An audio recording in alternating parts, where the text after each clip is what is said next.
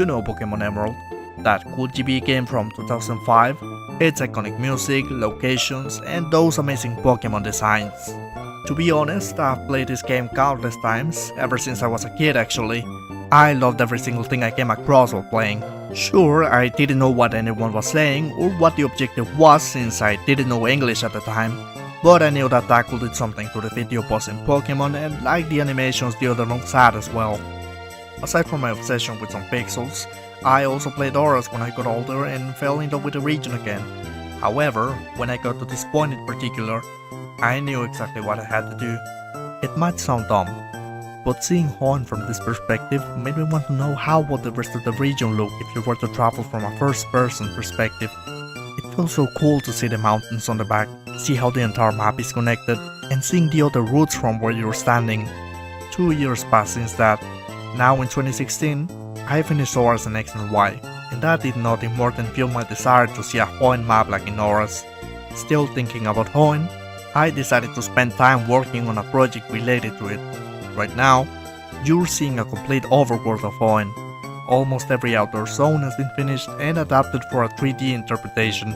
In my mind, it felt like a 2-year project, just a few versions behind the current one in 2016. A bit of a downside, but doable. I would just build every single location in the game, and that would be it. On paper, it felt like a reasonable time frame for me to work on this map. However, as you can tell, that was almost 10 years ago, and I'm nowhere near finishing this map. I had big plans for it, adding every cave system, every trainer, every hidden item, berry farm and secret base. But as time went on, plenty of things took away the time I wanted to use on building it.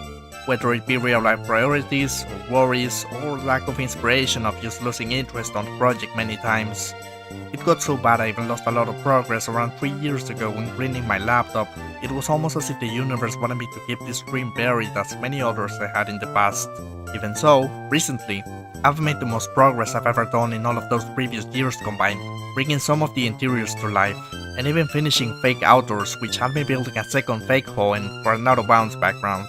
I was ready to go and finally start planning more for my project, until...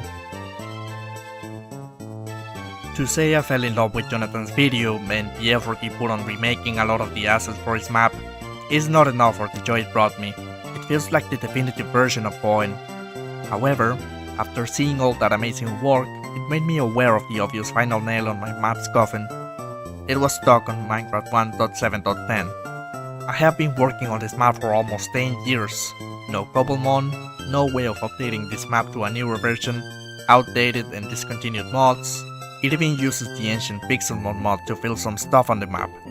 But okay, besides all of this, being completely honest with myself and with the few people that happen to find this video, I don't think my map would be worth making with all of this against it. I mean, is it even worth continuing a practically dead project for a forgotten Minecraft version with a gross outdated Pokemon mod?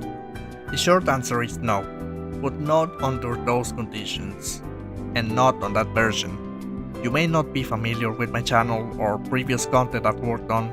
I have an unfortunate tendency to leave a lot of projects unfinished, usually due to the same reasons my Hoenn map kept being forgotten. I wanted this map to be different and a change on the things I do to finally have something big to be proud of. But of course, here we are in a video talking about my poor Hoenn map's funeral. I really don't want this to become another one of those failed projects. Even if there will be a definitive and better version of what I wanted to accomplish, even if there's a chance not many people will see this video and have no interest on seeing it being complete, I want this to at least have a purpose with its existence. I want it to be a seed of hope. My vision for this map is a modded one. I know vanilla is almost everyone's cup of tea, however, I want my version of Hoenn to have its own identity, something to make it different from any other version. And to be honest, it's mainly to keep the cool slopes that made me want to make it in the first place back in 2014, mostly to portray a look as accurate as possible to the original game. I have a plan on how to do this, and also make it a fun process. I'll go little by little, route by route, and not move on until it's completely finished.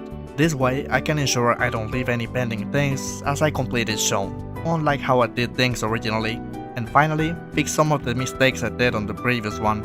I also plan on maybe streaming the whole process, though I'm not sure if my laptop can handle streaming and playing a modded version of the game at the same time. but I think it would be a good way of keeping you guys updated on how this map is going, and I think it will be something that gives you inspiration to actually finish it.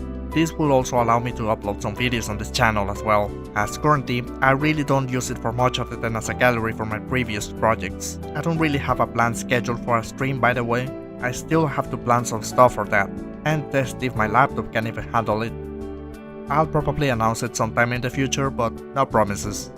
For now, I'll leave you with the rest of the tour I'll show in this video, as well as a download for this map and a link of the mods that it uses.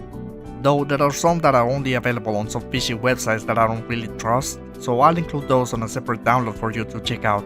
I hope you enjoy exploring this incomplete old map as much as I enjoyed building it. I wish you all the best, and as a legend used to say, have yourself a damn good one.